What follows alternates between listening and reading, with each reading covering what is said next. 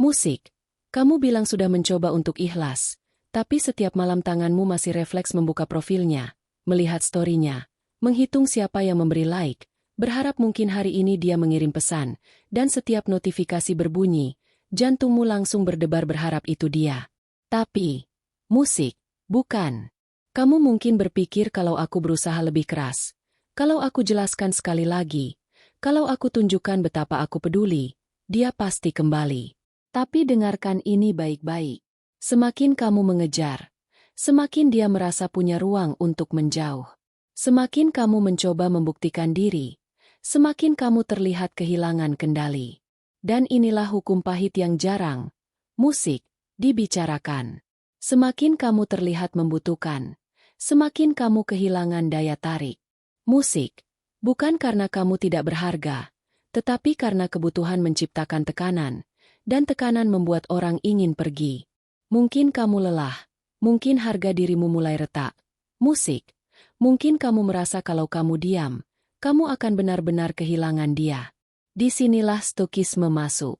Stokisme tidak mengajarkan kamu untuk membenci, tidak juga menyuruhmu pura-pura tidak peduli, tetapi mengajarkan sesuatu yang jauh lebih kuat, yaitu mengambil kembali kendali atas dirimu sendiri. Karena ada satu bentuk kekuatan yang, musik, sering tidak disadari oleh orang yang sedang patah hati, yaitu energi diam. Energi, musik, yang tidak memohon, tidak memaksa, tidak berlari. Dan di akhir video ini, kamu akan memahami bagaimana energi diam bisa jauh lebih kuat daripada 1000 pesan panjang, musik, yang kamu kirim dengan emosi. Jadi sebelum kita masuk lebih dalam, musik, pastikan kamu subscribe channel ini, aktifkan notifikasi, dan tonton sampai akhir. Karena mungkin hari ini kamu tidak belajar cara membuatnya kembali, tetapi kamu akan belajar cara membuat dirimu, musik, tidak tergoyahkan. Pertama, berhenti berlari, putus rantai kebutuhan. Sekarang jujurlah pada dirimu sendiri.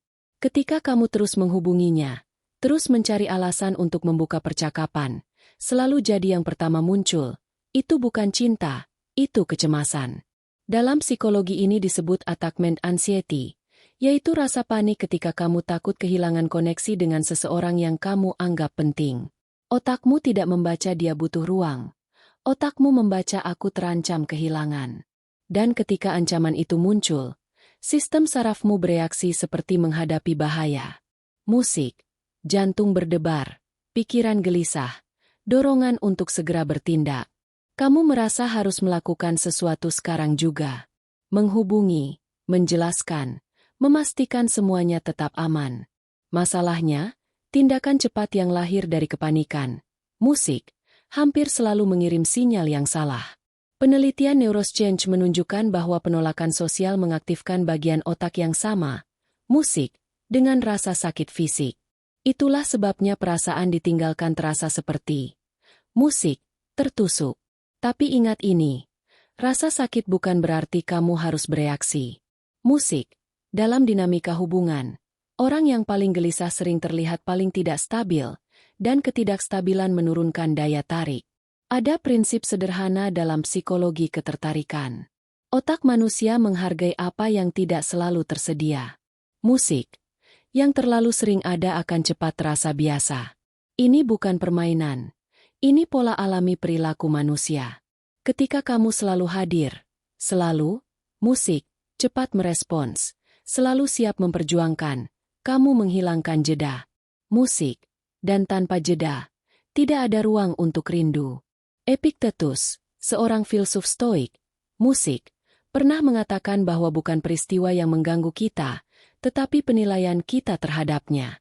Kepergiannya memang menyakitkan, tetapi yang membuatmu panik adalah makna yang kamu berikan pada musik, kepergian itu. Kamu mungkin berkata, aku hanya tulus. Tulus itu baik.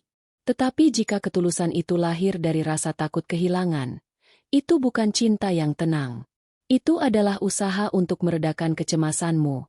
Musik, sendiri.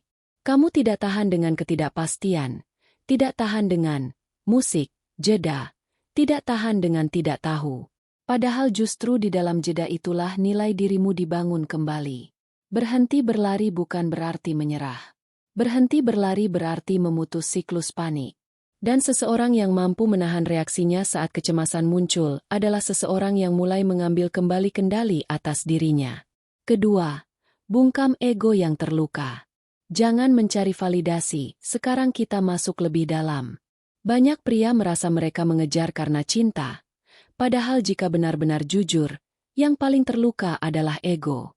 Saat dia pergi, yang terasa bukan hanya kehilangan dirinya, tetapi juga kehilangan posisi, kehilangan peran, kehilangan musik, status sebagai orang yang dipilih. Dan bagi banyak pria, status itu terhubung langsung dengan harga diri. Dalam psikologi sosial ada konsep yang disebut social rejection triad.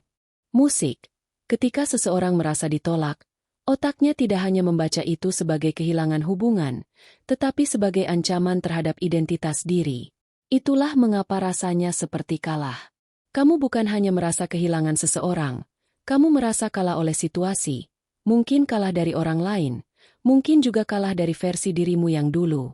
Dan karena merasa kalah, kamu terdorong untuk membalikan keadaan, menghubungi lagi, menjelaskan lagi, menunjukkan bahwa kamu berubah, membuktikan bahwa kamu masih layak. Musik.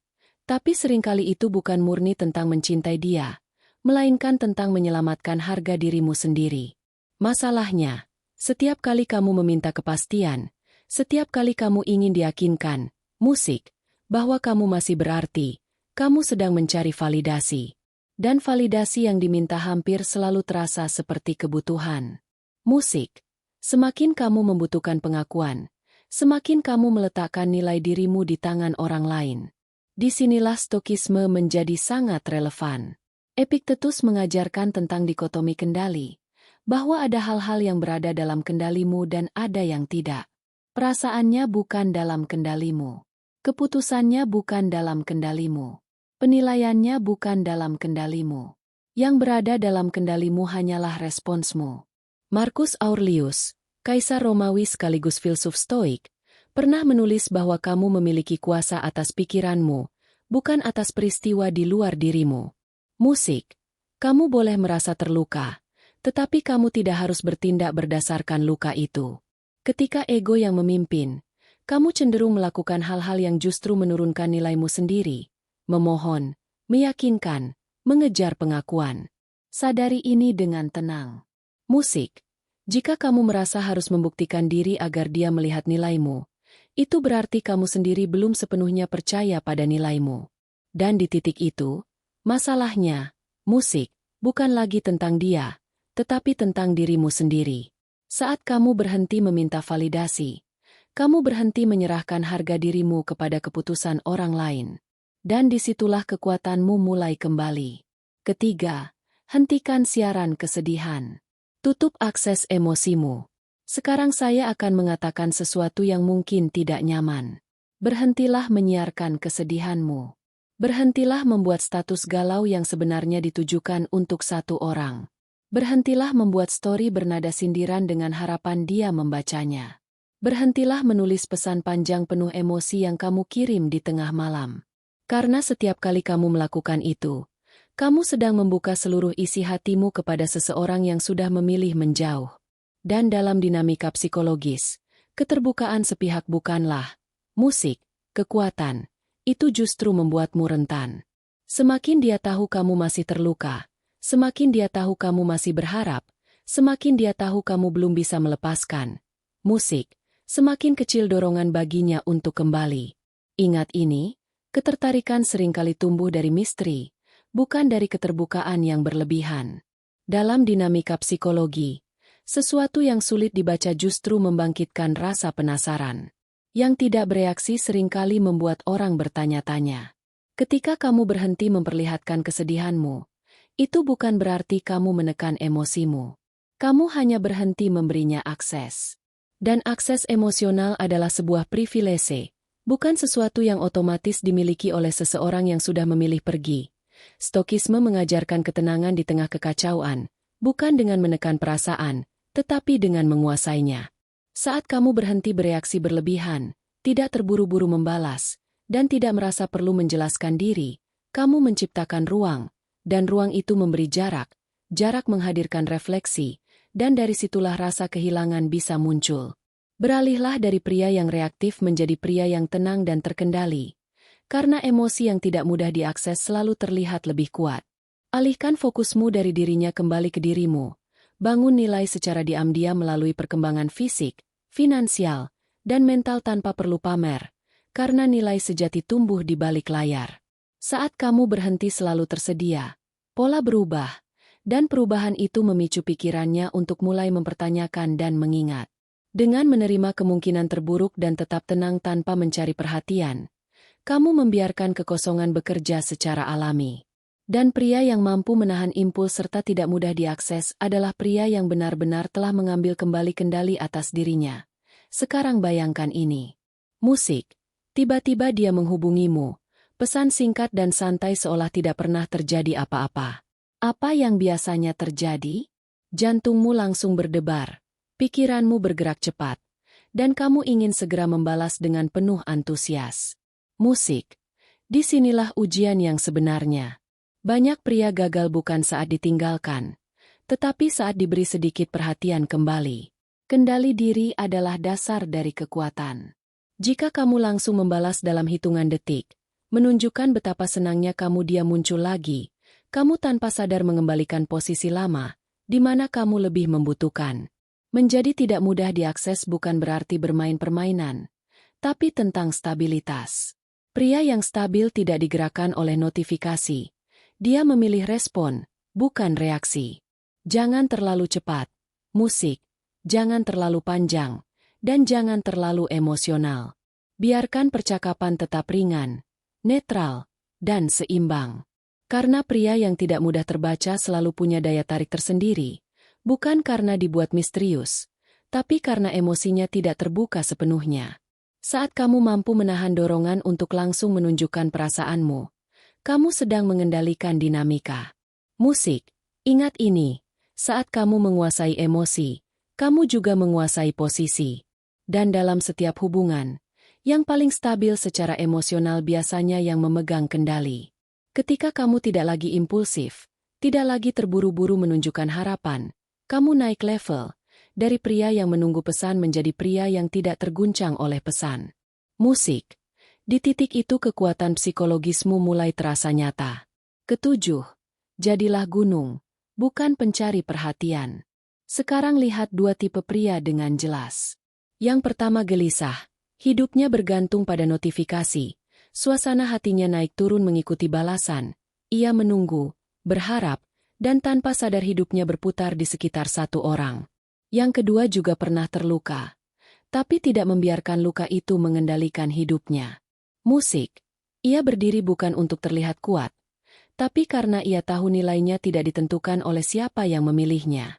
Itulah makna menjadi seperti gunung. Gunung tidak bergerak untuk mengejar, tidak berteriak untuk diperhatikan. Ia tetap pada tempatnya, dan justru karena itu orang-orang datang. Perbedaannya sederhana tapi dalam. Yang satu diam-diam berkata, "Aku butuh kamu untuk merasa cukup." Yang satu lagi berkata, "Aku sudah cukup.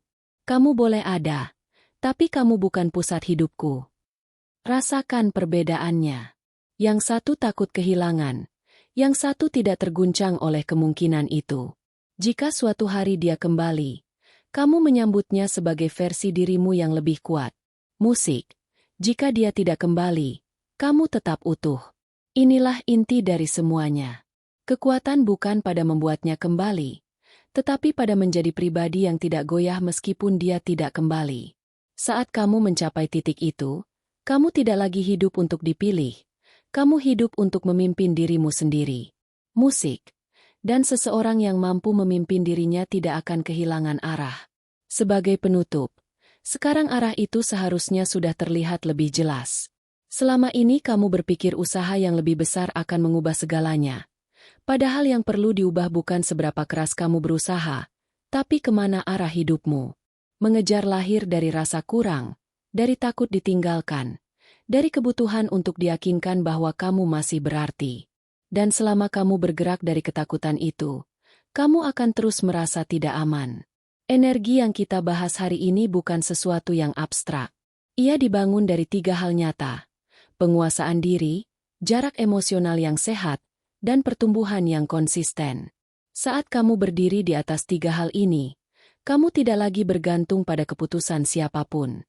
Ingat satu hal ini, saat kamu berhenti mengejar, kamu berhenti kehilangan. Dan saat kamu berhenti kehilangan, kamu mulai menarik.